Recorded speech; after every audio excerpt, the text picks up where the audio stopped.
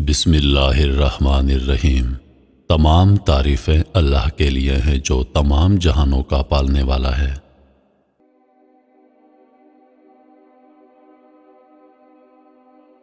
وفات سے 3 روز قبل جبکہ حضور اکرم صلی اللہ علیہ وآلہ وسلم ام المومنین حضرت میمونہ رضی اللہ عنہا کے گھر تشریف فرما تھے، ارشاد فرمایا میری بیویوں کو جمع کرو۔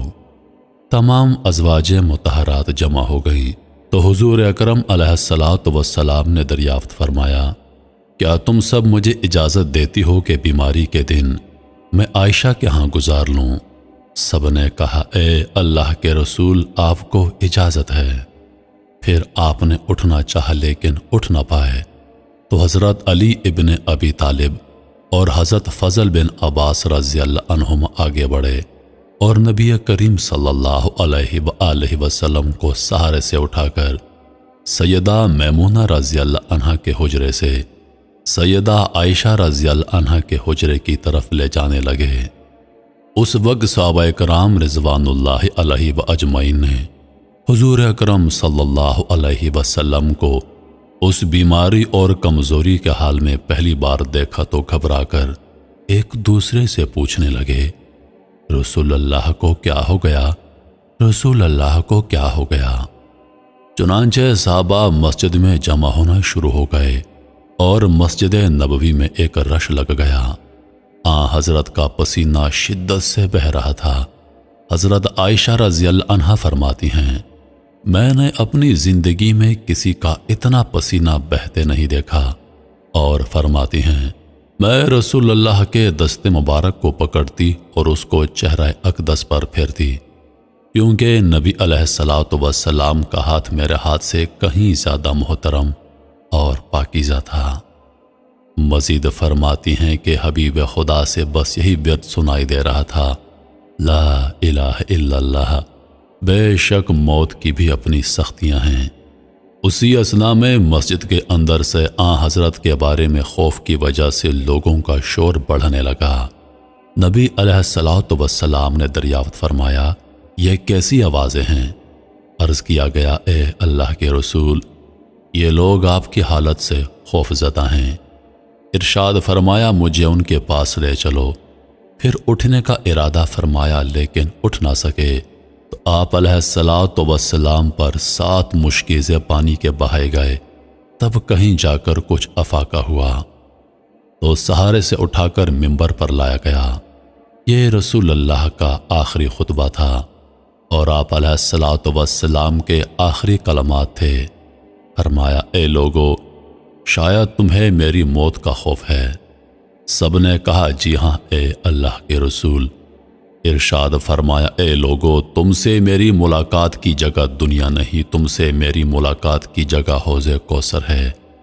اللہ کی قسم گویا کہ میں یہیں سے حوض کوثر کو دیکھ رہا ہوں۔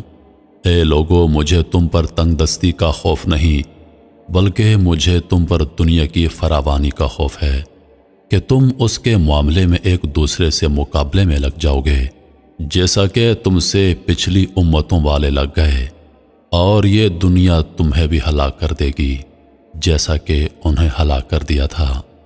پھر مزید ارشاد فرمایا، اے لوگو، نماز کے معاملے میں اللہ سے ڈرو، اللہ سے ڈرو، نماز کے معاملے میں اللہ سے ڈرو، یعنی عہد کرو کہ نماز کی پابندی کرو گے، اور یہی بات بار بار دہراتے رہے۔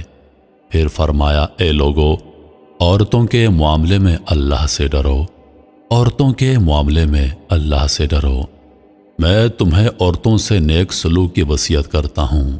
مزید فرمایا، اے لوگو، ایک بندے کو اللہ نے اختیار دیا کہ دنیا کو چن لے یا اسے چن لے جو اللہ کے پاس ہے، تو اس نے اسے پسند کیا جو اللہ کے پاس ہے۔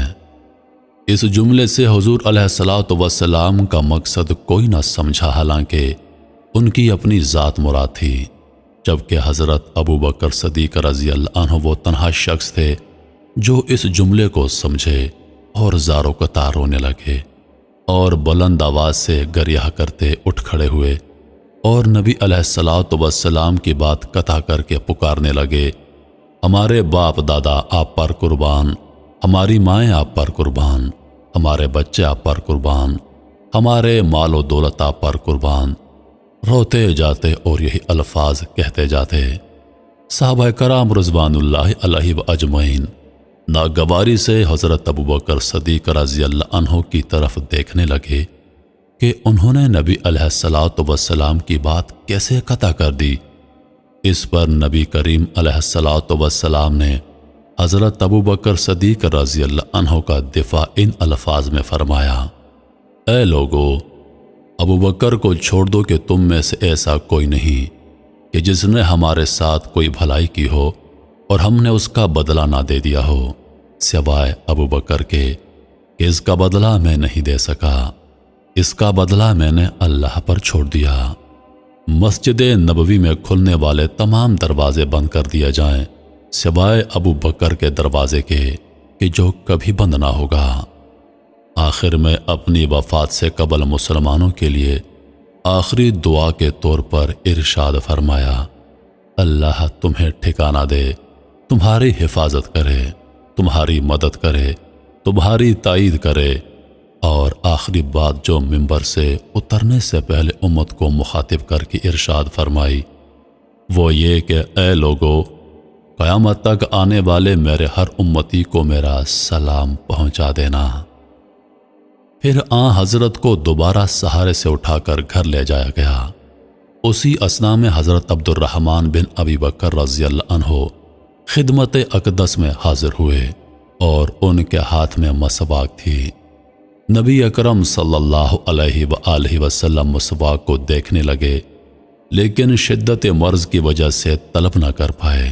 چنانچہ سیدہ عائشہ رضی اللہ عنہا حضور اکرم صلی اللہ علیہ وآلہ وسلم کے دیکھنے سے سمجھ گئیں اور انہوں نے حضرت عبد الرحمن رضی اللہ عنہ سے مسواک لے کر نبی کریم صلی اللہ علیہ وسلم کے دہن مبارک میں رکھ دی، لیکن حضور پاک اسے استعمال نہ کر پائے تو سیدہ عائشہ نے حضور اکرم صلی اللہ علیہ وآلہ وسلم سے مسواک لے کر اپنے منہ سے نرم کی اور پھر حضور اکرم صلی اللہ علیہ وآلہ وسلم کو لوٹا دی تاکہ دہن مبارک اس سے تر رہے۔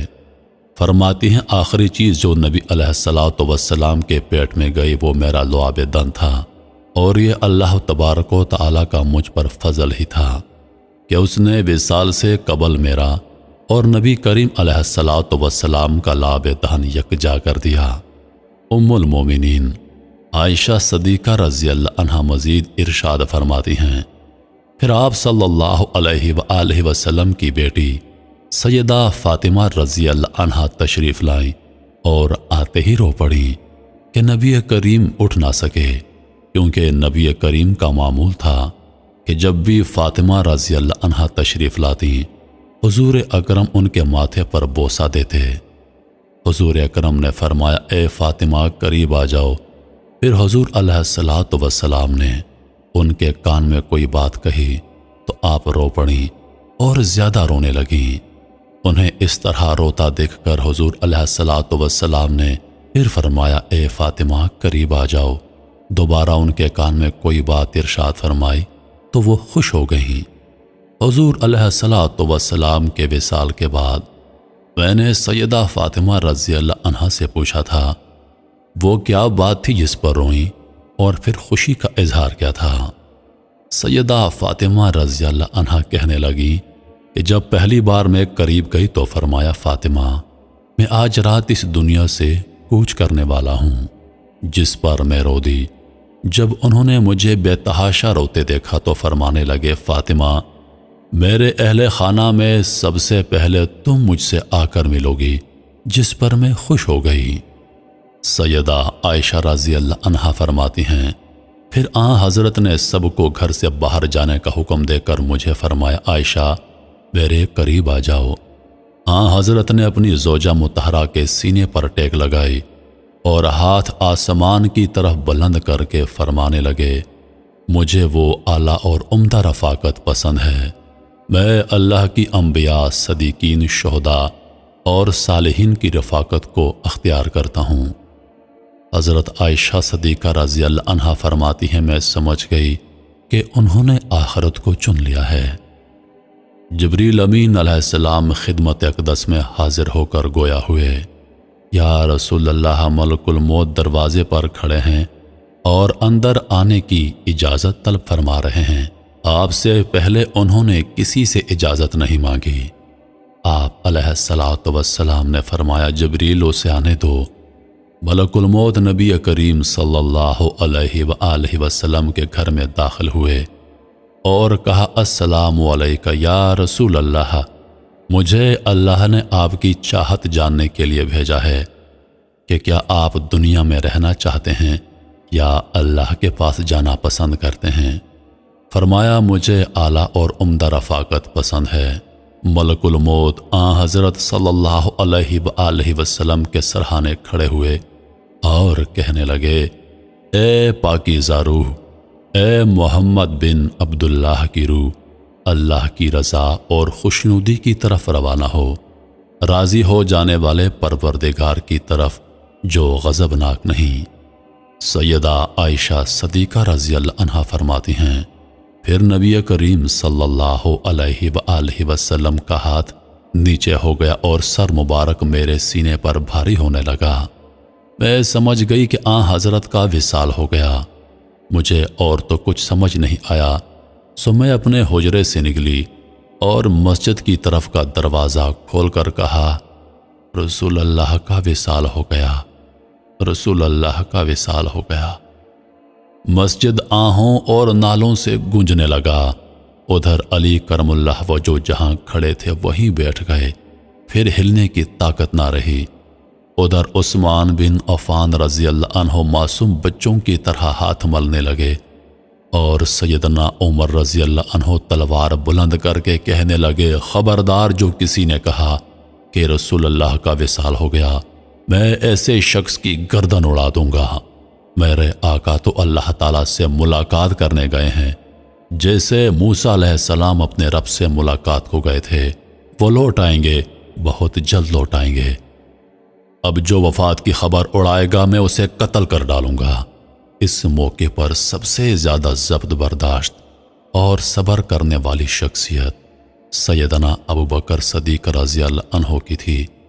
آپ حجرہ نبوی میں داخل ہوئے، رحمت دو عالم صلی اللہ علیہ وآلہ وسلم کے سینے مبارک پر سر رکھ کر رو دیے، کہہ رہے تھے، ہائے میرا پیارا دوست، ہائے میرا مخلص ساتھی، ہائے میرا محبوب، ہائے میرا نبی۔ پھر حضرت کے ماتھے پر بوسہ دیا اور کہا، یا رسول اللہ، آپ پاکیزہ جیے اور پاکیزہ دنیا سے رخصت ہو گئے۔ سیدنا ابوبکر صدیق رضی اللہ عنہ باہر آئے اور خطبہ دیا، جو شخص محمد صلی اللہ علیہ وآلہ وسلم کی عبادت کرتا ہے سن رکھے، حضرت نے دنیا سے پردہ فرما لیا ہے، اور جو اللہ کی عبادت کرتا ہے وہ جان لے کہ اللہ تعالیٰ کی ذات ہمیشہ زندگی والی ہے جسے موت نہیں۔ سیدنا عمر رضی اللہ عنہ کے ہاتھ سے تلوار گر گئی۔ عمر رضی اللہ عنہ فرماتے ہیں، پھر میں کوئی تنہائی کی جگہ تلاش کرنے لگا جہاں اکیلا بیٹھ کر رو جاؤں۔ حضرت کی تدفین کر دی گئی۔ سیدہ فاطمہ رضی اللہ عنہا فرماتی ہیں، تم نے کیسے گوارا کر لیا کہ نبی علیہ الصلاۃ والسلام کے چہرے انور پر مٹی ڈالو؟ پھر کہنے لگے، ہائے میرے پیارے بابا جان کہ اپنے رب کے بلاوے پر چل دیے، ہائے میرے پیارے بابا جان کہ جنت الفردوس میں اپنے ٹھکانے کو پہنچ گئے، ہائے میرے پیارے بابا جان ہم جبریل کو ان کے آنے کی خبر دیتے ہیں۔ حضور علیہ الصلاۃ والسلام پر اللہ تعالیٰ کی لاکھوں کروڑوں رحمتیں نازل ہوں۔